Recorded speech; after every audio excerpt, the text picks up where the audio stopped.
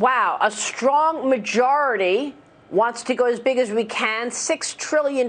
Joining me right now is West Virginia Senator Shelley Moore Capito. Senator, it's great to see you this morning. Do you agree with that? A large majority wants to be big, like $6 trillion? No, I don't agree with that. I mean, it's $6 trillion is an enormous amount of money on top of the $1.9 trillion that was already spent during the rescue plan. It's still yet to go out the door. Another $1.2 trillion on physical infrastructure. It seems that the spending is just way out of control. And I think more specifically, what would you be spending $6 trillion on, and what effect would that have on the economy? Well, I mean, that's what I want to ask you about, Senator. I mean, you're there as a leader in all of these meetings from the Senate side. What's the point of all of this? OK, so the economy is coming back. We're seeing a recovery little by little, and we're looking at, bang out earnings from the corporate sector, and we're looking at growth once again.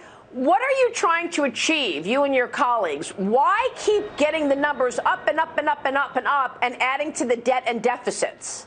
Well, I don't think all of us certainly don't agree with what Senator Sanders is saying here.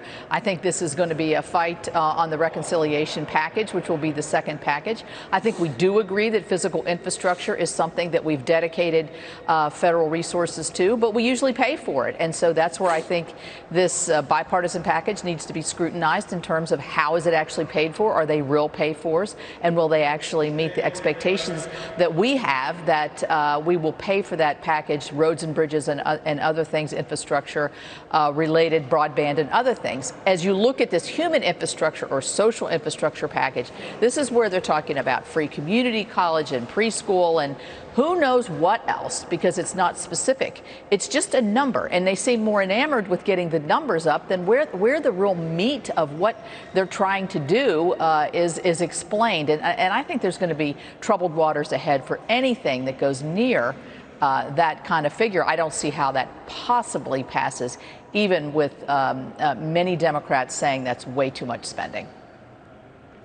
I mean, can we stop saying human infrastructure? I mean, come on. I mean, what is human infrastructure? It's just so absurd. There's a spending package that they want to spend money on things that is separate and apart from infrastructure. I totally agree. You've got real bipartisan support on infrastructure. But what I'd love to know is what kind of tax increases and spending levels will the president be able to get through during reconciliation, Senator? Because I know that the president was, really criticized after he tried to shake down you and your colleagues by saying, oh, yeah, we agreed to something. We didn't get everything we wanted. We agreed. But, oh, by the way, 2 hours later, I'm not going to sign that unless there's another bill side by side on my desk. Is he still insisting that if you say yes to the infrastructure package, then you have to be on board for the second spending package?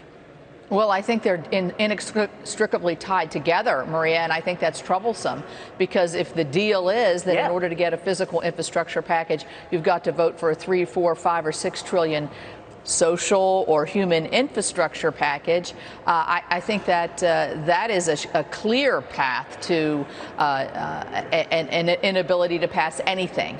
And I think that we ought to take the bipartisan wins that we can get and move on from there and let the Democrats try to figure out how they're going to get 50 votes on all kinds of human or social infrastructure. It is amazing to me the way some folks here in Washington can come up with a new term that describes something that sounds much different than, spending on social programs. And so I think that because that's where we are. Exactly. And people see through it. I mean, it's so ridiculous to say human infrastructure. I mean, it's money for schools. It's money for seniors. OK, just tell us what it is. Meanwhile, the border continues to worsen, Senator. We've got new numbers in June. My sources on the ground told me that 174,000 people were apprehended in the month of June, on top of 180,000 in May, and there were 39,000 plus gotaways in June. Are we ever going to see a real effort to secure our borders here with this administration? Well, we're 6 months into an administration that announced before the president was inaugurated that we're going to open our borders. And in anticipation of that, nothing was done. No preparation was made. And so you see the numbers going up and up and up. And you see more unaccompanied children. You see families. You see more people coming, not from Central America, not from the Northern Triangle areas, but other areas, South America, Europe, and other places. And so it's just, I mean, the news is out. Our borders are porous. They're not doing anything. They've taken away all the wall money, even leaving gates on the ground and not completing that. So there's no real commitment here, I don't think, to narrow the numbers. And if the president gets rid of this Title 42, it's going to be worse.